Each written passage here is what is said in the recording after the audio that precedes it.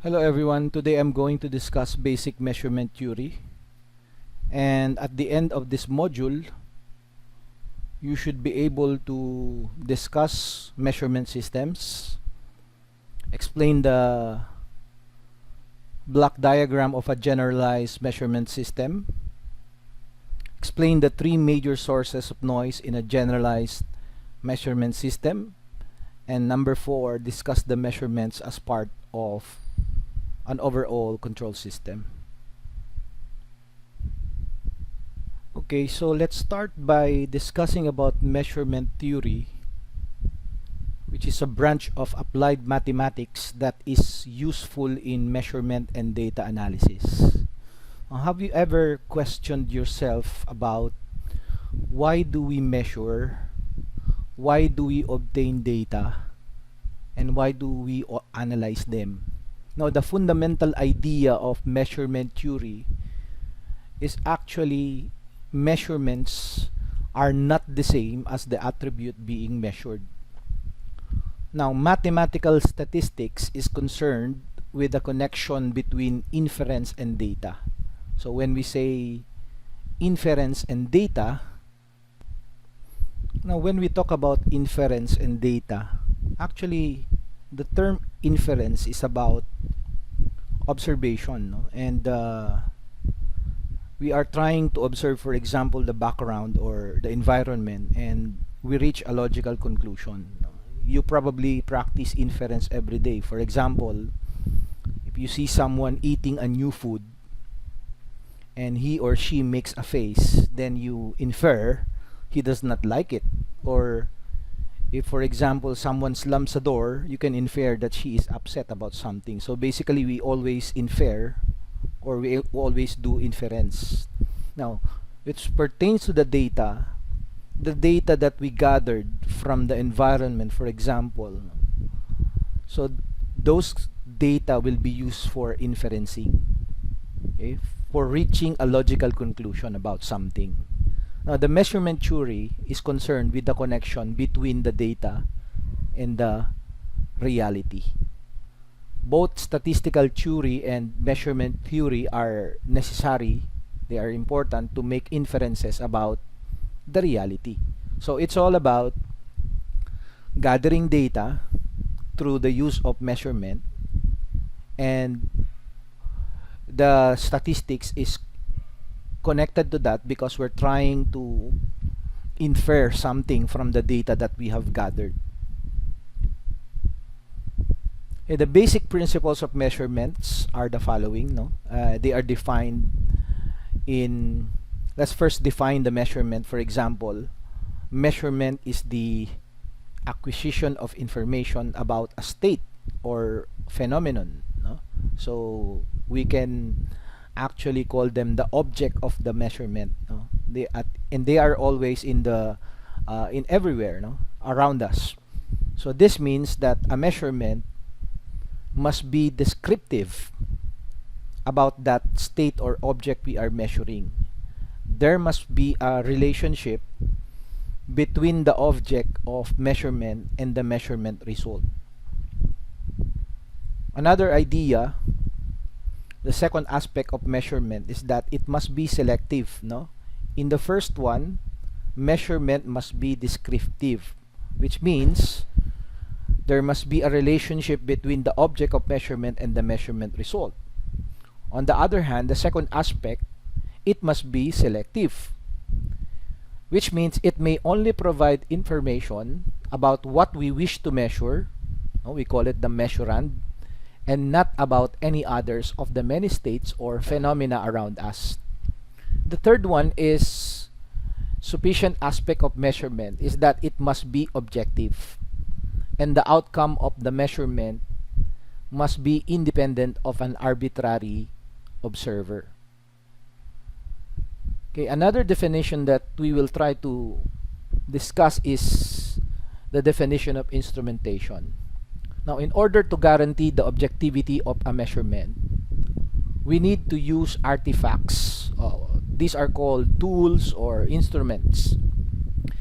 And the purpose of these instruments is to convert the state or phenomenon into a different state or phenomenon that cannot be misinterpreted by an observer, no? Because when we look at something, sometimes our minds, our thoughts tend to bias.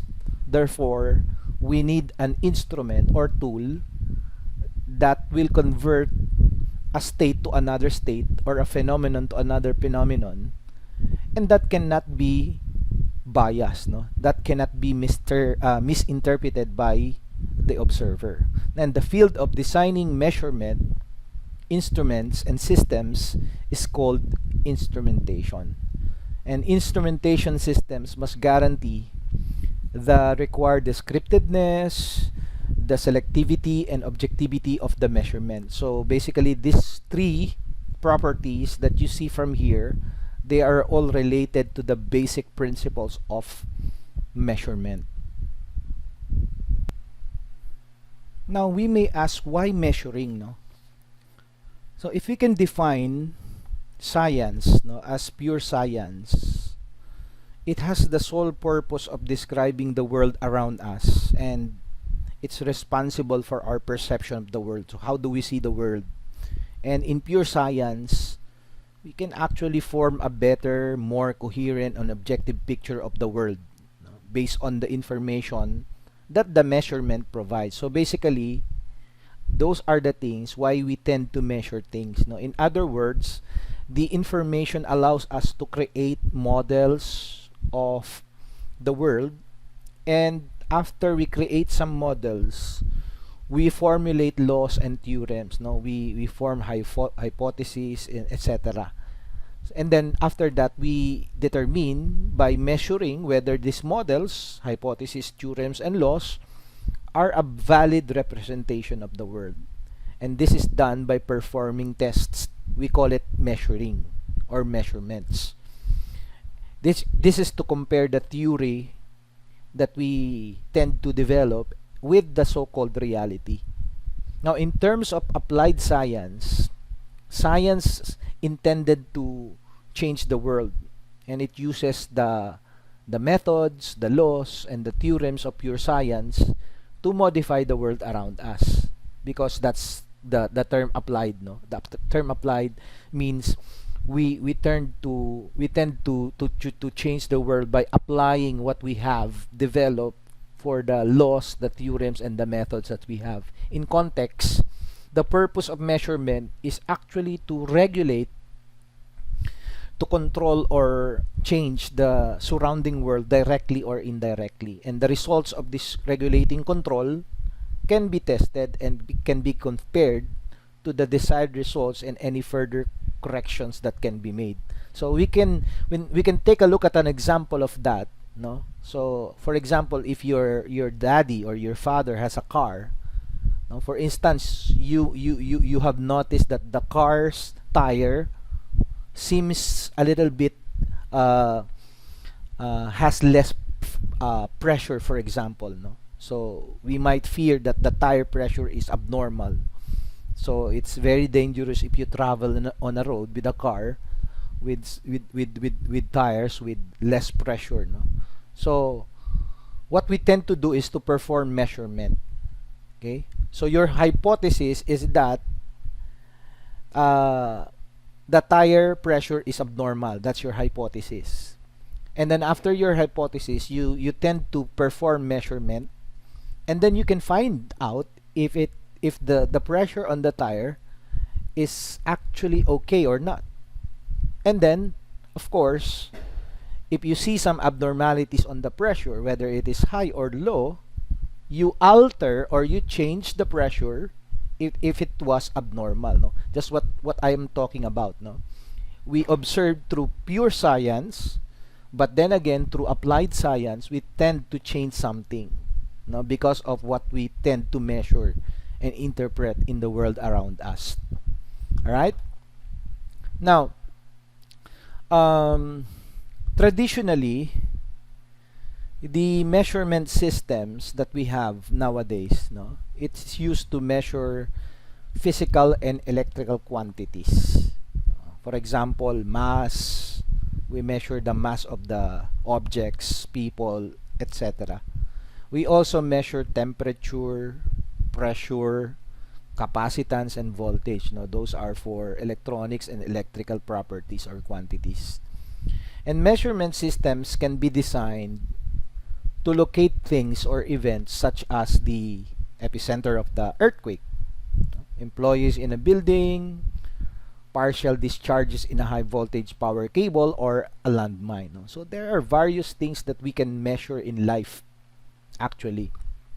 Measurement systems are called upon to discriminate and count objects such as red blood cells, white blood cells, or fish of a certain size swimming past a checkpoint, for example. And measurement systems are actually part of a what we call a control system. Okay? So if you are familiar with the concept of the control system, we have a part wherein we measure something, no? And then we control that. We measure it through the use of, for example, sensors. And those are part of the control system. Alright? So as an example, this is a block diagram of a generalized measurement system.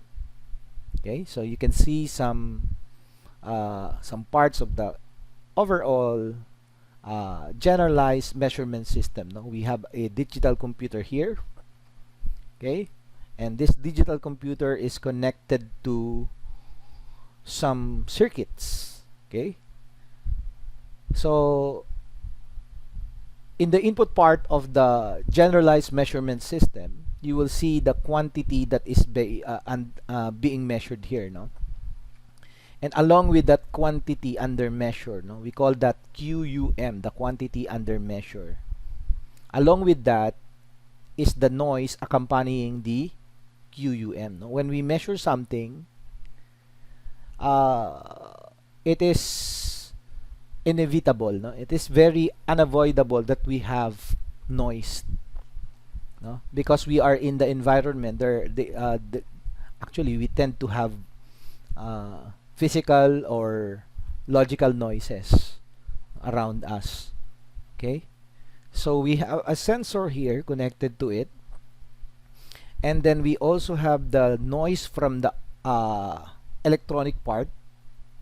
Okay, you can see that those noise tend to in this diagram, we see that noise tend to come inside, no, the system, the generalized measurement system.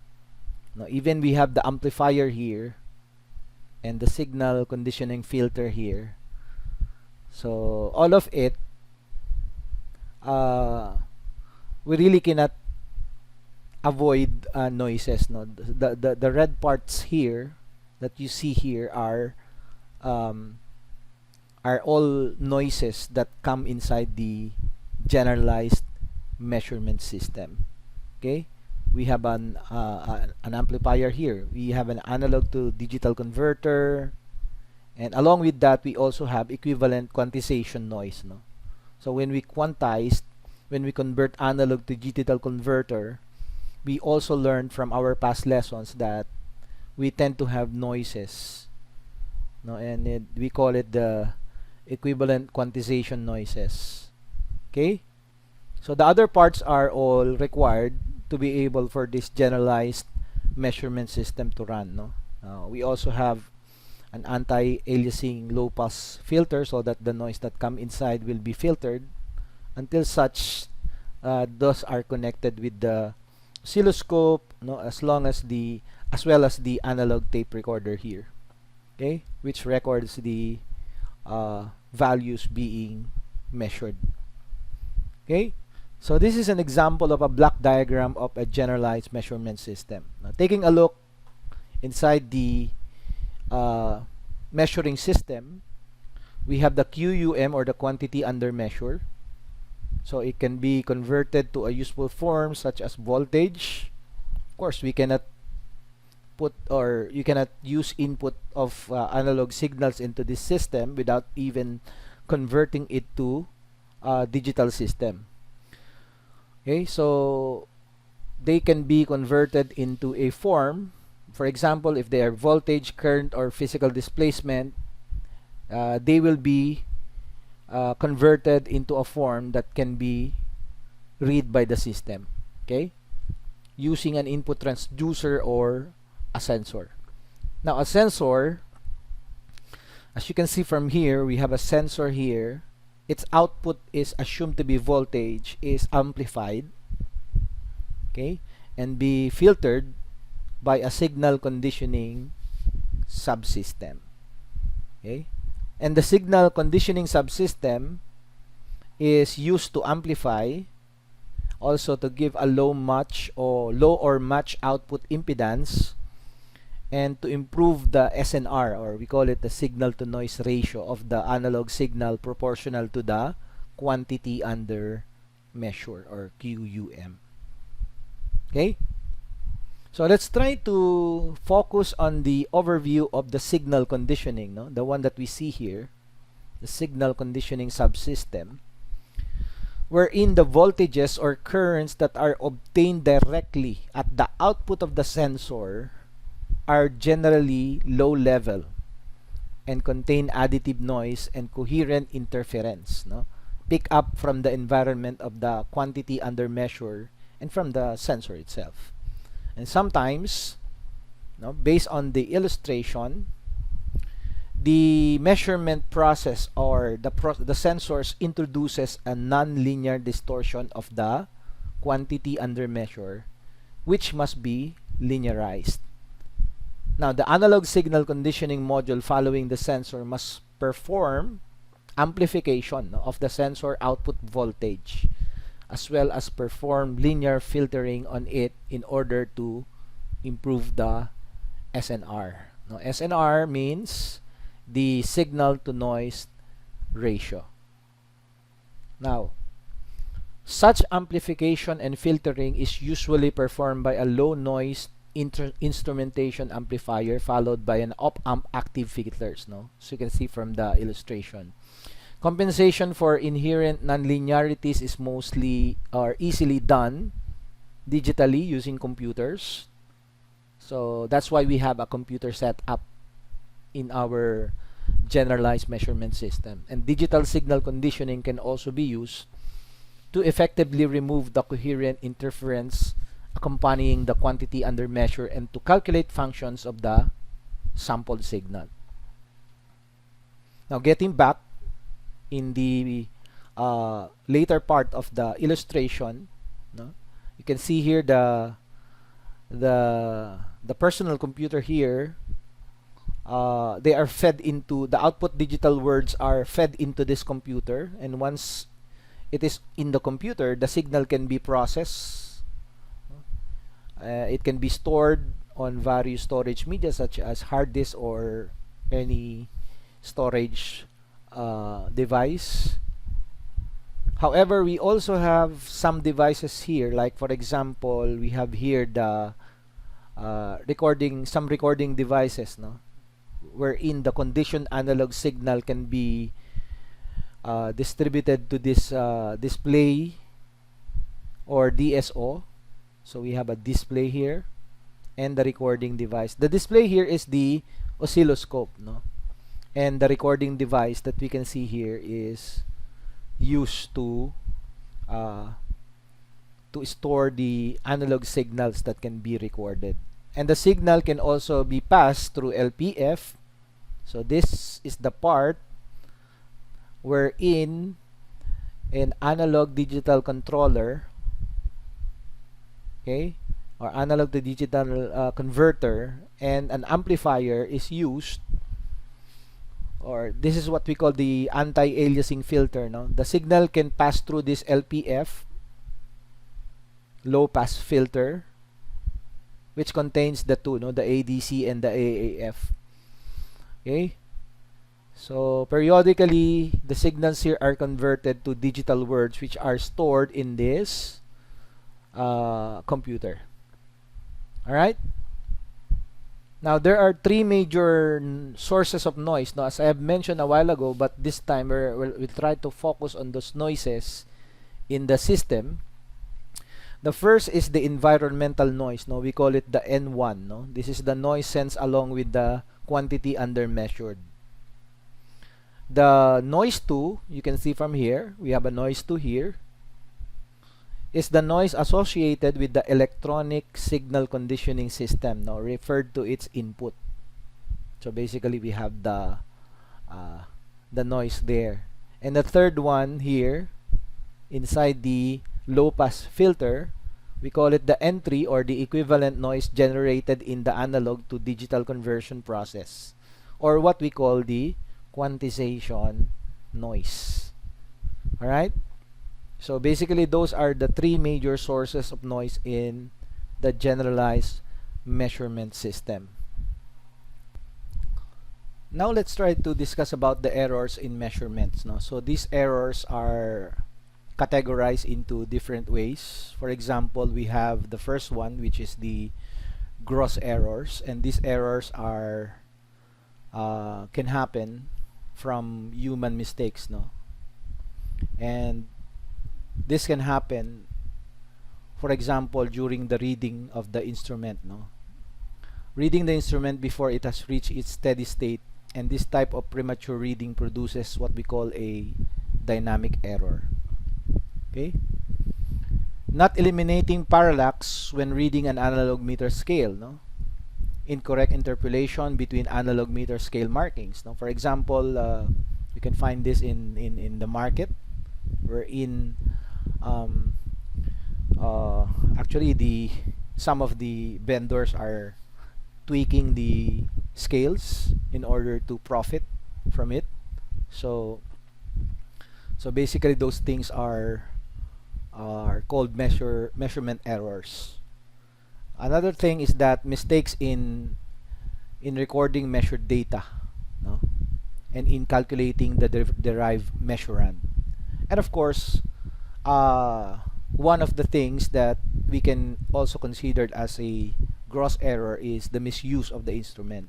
No? When someone uses uh, the measurement device and tend to misuse the instrument, then most probably there will be problems or errors in the measurement. Another type of measurement is the system errors, no? And these errors can arise from factors such as the following. Number one, for example, if the instrument is not calibrated, okay, and has an offset and loss of calibration, and zero error can happen because of a long-term component value changes due to aging or changes associated with temperature rise. Now you can definitely imagine, for example, if it tried to measure something during the cold weather or in a hot weather, the tendency of the temperature seems to vary. Okay, so you notice here also what the importance of calibration, no? Actually, calibration is a comparison between a known measurement, no? We call it the standard, and the measurement using your instrument. So we try to calibrate our instrument to the standard. Typically, the accuracy of the standard should be 10 times the accuracy of the measuring device being tested. And calibration of instruments has two objectives. Okay, number one, it checks the accuracy of the instrument and it determines the traceability of measurement. In practice, calibration also includes repair, for example, no, of the device if it is out of calibration. And a report is provided by the calibration expert which shows the error in measurements with the measuring device before and after the calibration. So another thing with the system errors is reading uncertainty due to the presence of random noise, no? So this can come from the signal conditioning electronics in the system. All right? Okay, more on the system errors. Whenever there is a generated random noise coming from the first stage of an instrument signal conditioning amplifier, for example, Johnson thermal, or from active devices, and some from quantization or rounding off that is inherent in the operation of the analog to digital converters. So these errors happen, and we call it a system error. Another type of system error is the environmental noise that can be reduced by appropriate electric and magnetic shielding or proper grounding and guarding practices. There is also considered a system error, which is the slow or long-term drift in the system, which can destroy the certainty of the static measurements. So when we say drift, drifts can cause slow changes in system sensitivity and or zero, and can arise as the result of a slow temperature changes. So these are the statistics in terms of the quality of measurements, no? And they are used to describe the quality of a series of measurements. So number one, we have the error in nth measurement. We call it the N, which is described as the difference between the nth measured value of the quantity under measure subtracted to the actual or the true value defined or calculated value of the quantity under measure. So the percentage can be computed as the ratio between the nth measurement or the N divided by the actual or the true value multiplied by 100. Okay, another statistics is the accuracy of the nth measurement. Now we call it the AN. This one is the error, this one is the accuracy. So how do we compute for the accuracy of the nth measurement? So we compute it as 1 over or 1 minus the difference between the nth measured value of the quantity under measure subtracted to the true value divided by the true value, and the percentage is computed as 100 minus the percentage of the nth measurement, or can also be considered as the accuracy of the nth measurement multiplied by 100, because this one we will have a fractional result here multiplied by 100, so we will get the percentage of the accuracy of the nth measurement here. The third one is the precision of the nth measurement. So we have the error, we have the accuracy, now we have the precision. How do we compute for the precision of the nth measurement? So we call it piece of n, that is equal to 1 minus the x of n, which is from the equation here, the x of n is equal to the nth measured value. This is the nth measured value, which is the quantity under measure, and then we subtract the sample mean of the n measurements. So x here with the bar above is the sample mean of the measurements, and we divide it by the sample mean of the n measurements. So basically the formula here, we can get the mean, the sample mean of the n measurement. This can be equated as the summation of all the nth measurement, okay, and then we multiply it by 1 over n. N means the number of samples, okay. And then for the number 4, we have the deviation or dn, and the deviation can be computed as the nth sample or nth measurement, which is the quantity under measure, minus the sample mean of the n measurements. Alright, we also have the average deviation, wherein we take the summation of all the deviation of course, we take all the summation of all the deviation and then we multiply it by 1 over n, where n is the number of samples. For the standard deviation formula, or the S, so basically this is the computation of the square root of the summation of the square of all deviation, okay, divided by n minus 1. No? N is the number of sample minus 1. So we take the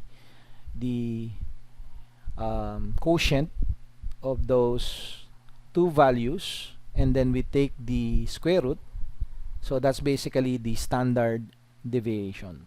For the variance, or the S square, we just take the square of the standard deviation. So basically, when we take this the square of the standard deviation, we eliminate the square root sign symbol here. So without the square root, that will be the variance, or the S square. Right? So another statistics that is used to describe the quality of a series of measurement is what we call the probable error, or the PE.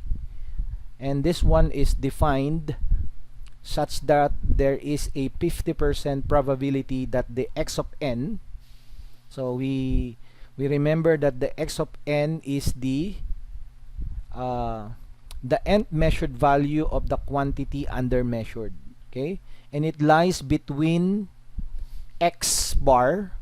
So what again is x bar? X bar is the sample mean of the measurement minus the probability error, or the x bar plus the probability error, no? Assuming that x of n obey a normal or Gaussian probability density function, no?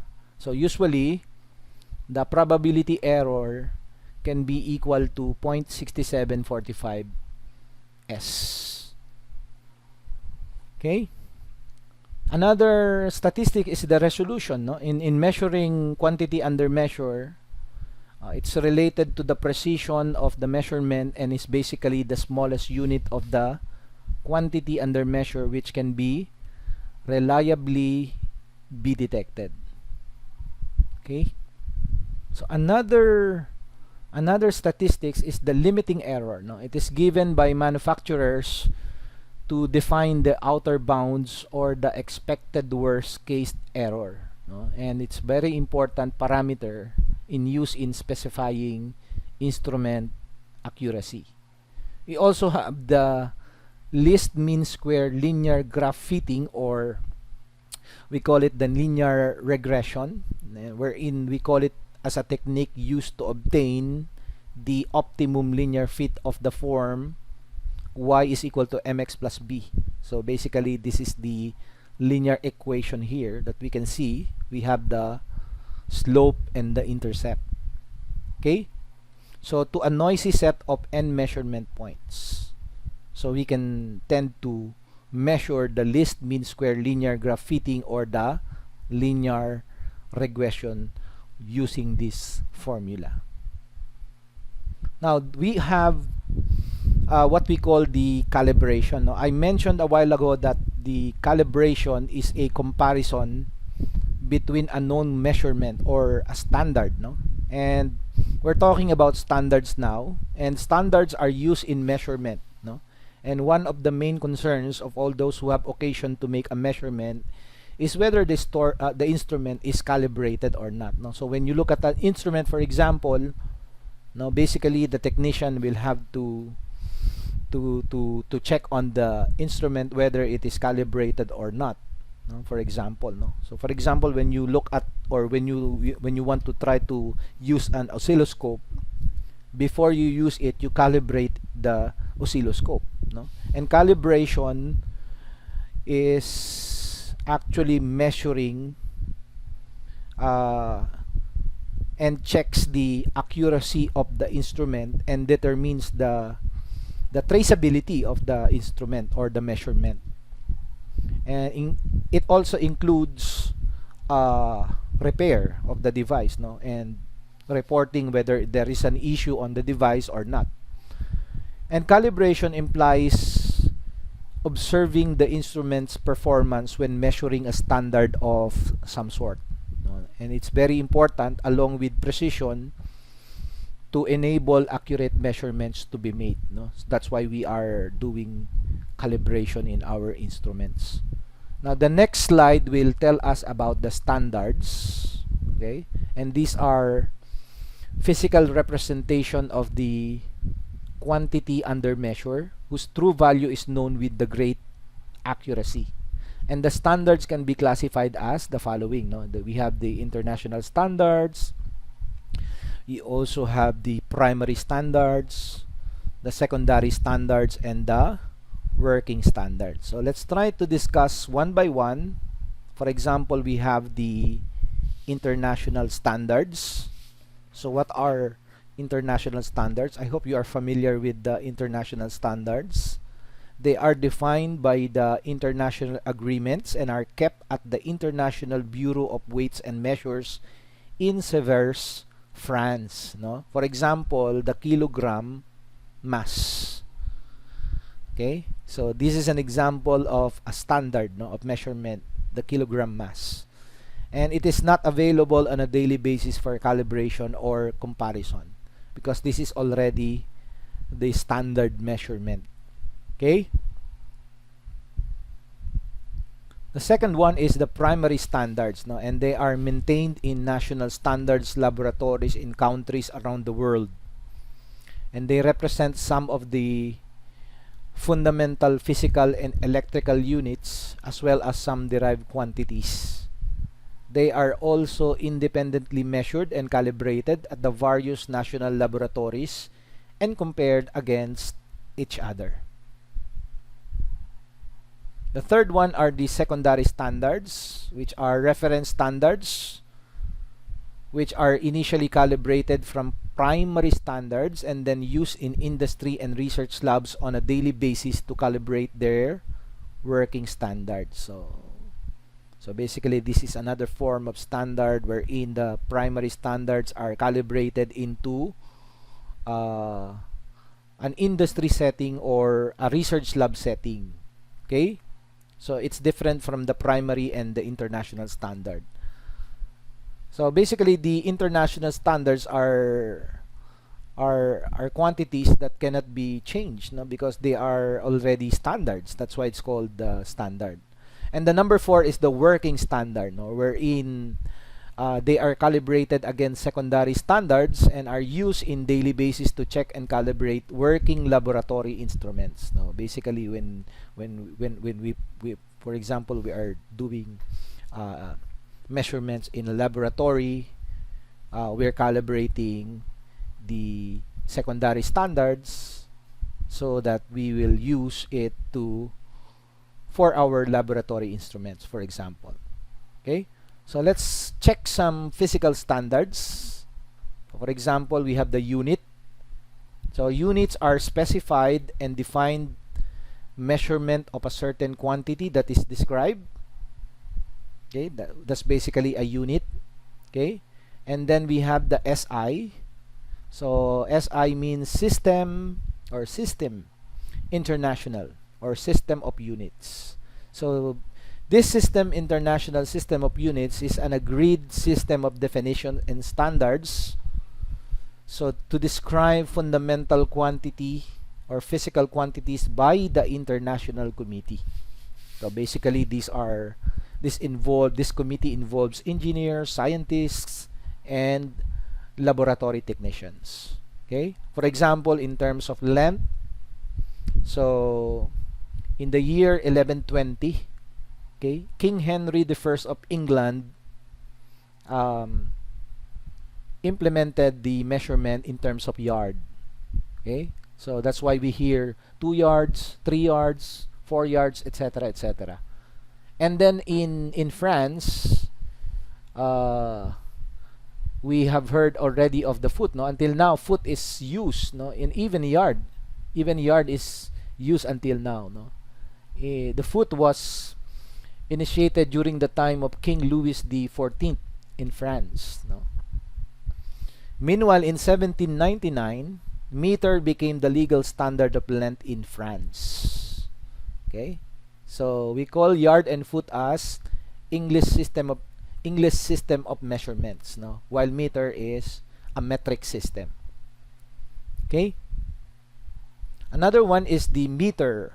Okay, so let's talk about the meter. So as we have said, it is in 1799, and it's defined as 1/10 millionth of the distance from the equator to the North Pole. No? So basically, that's the concept of the meter. It is the 1/10 millionth of the distance from the equator to the North Pole. 1/10. Not only 1/10, but 1/10 millionth of the distance from the equator to the North Pole. And in 1960, it was defined as the distance between two lines on a specific bar of platinum iridium alloy stored under controlled conditions. Okay, so we don't know about this, no, but basically it's in the history books. Okay, and it is modified to be equal to 1,650,763.73 wavelengths of the orange red light emitted from a krypton 86 lamp. So they call it the meter, SI unit. Okay, and in 1983, again it was redefined to be the distance traveled by the light in vacuum during a time interval of 1 over 299,000 or 299,792,458 seconds. So that's basically the concept of the meter. So what do we know about meter? Meter is just 100 centimeters. We call it 100 centimeters. But basically there are more things about the meter, no, that we have discussed here. Okay. Another is in terms of mass, which represents a measure of the resistance of an object to changes in its motion, no? And the SI unit of mass that is internationally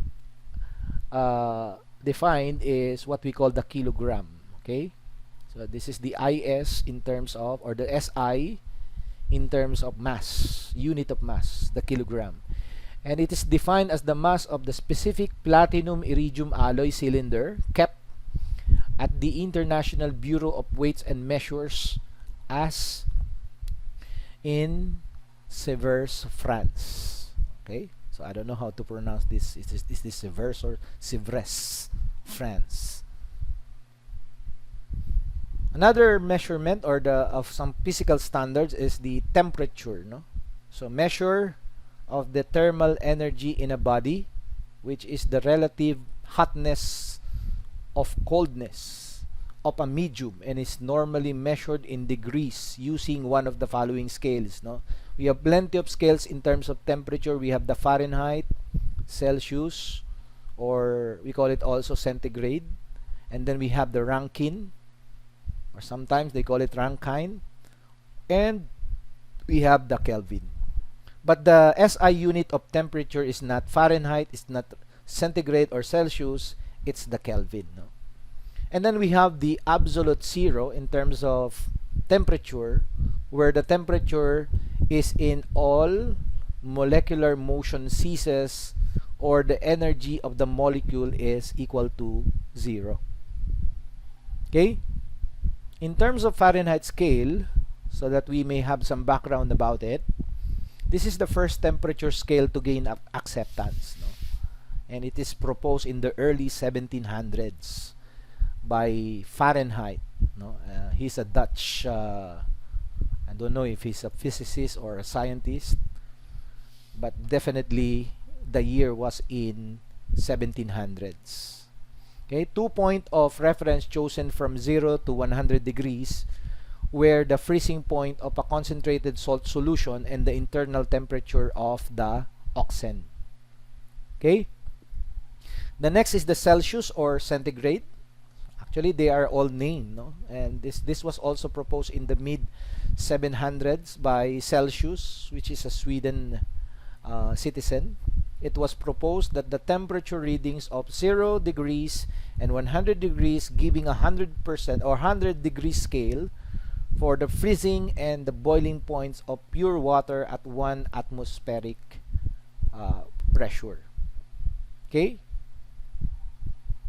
We also have the Rankine scale, or the R. It was proposed in the mid-1800s by Rankine.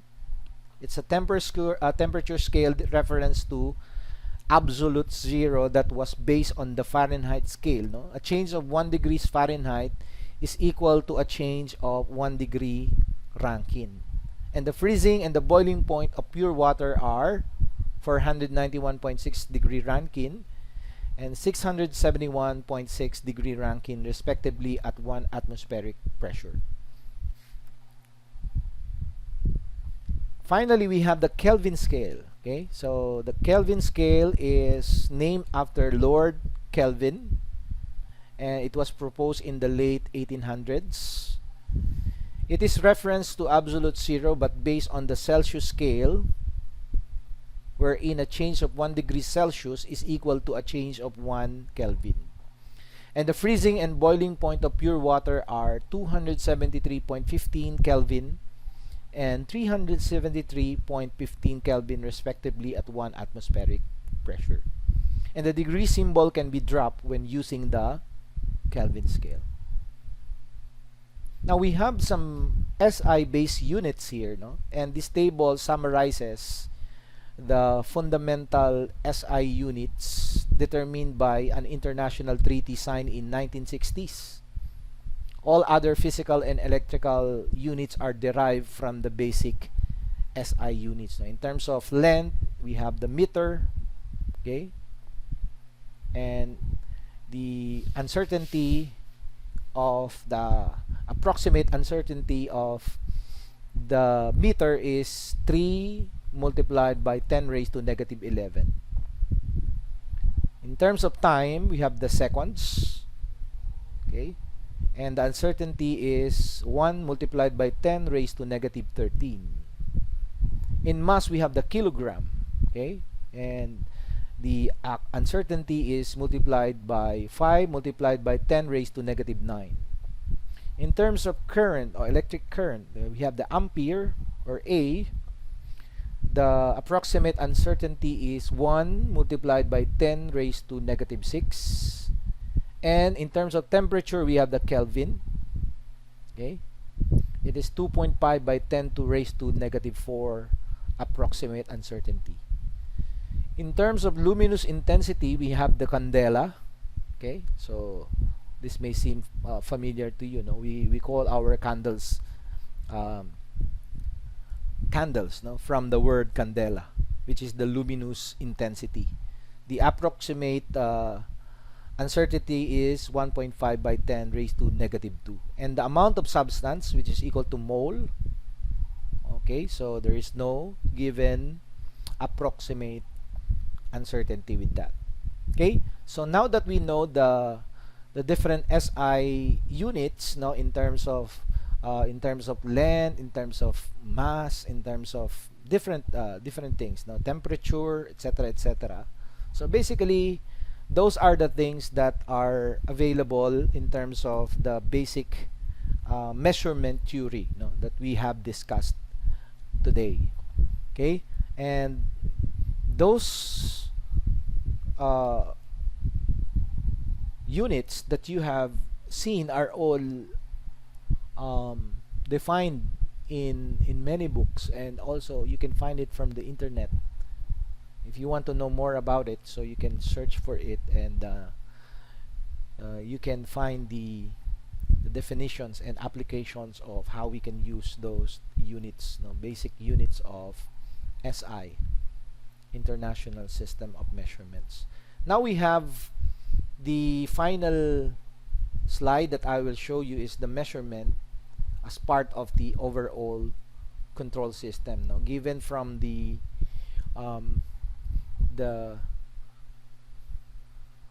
illustration that we can see from here. So we have some devices that are all connected, no, into a control system wherein we have the input elements here. So as you can see from here, the input element is connected to a controller, and this controller and the input element are all categorized as the loop controller. Okay, and then we have here the junction wherein the feedback coming from this transducer can be sent here, okay, and then feed to the controller. Okay, and after that we have the different elements. No, we have the final control element. No, an example of this can be a valve. Okay, and then we have some variables here before the certain process can be done. No, so the transducer acts. An example of a transducer here is the RTD. Okay, so basically these two, transducer and the final control element, are electronic devices wherein it converts the energy from one form to another. Now, for example, it converts the voltage into another form of values. No? So basically, this is an illustration of how measurements can be part of an overall control system. All right. So the measurement that is obtained from the input element here. Okay. So in this particular device, this is where the measurement is taking place.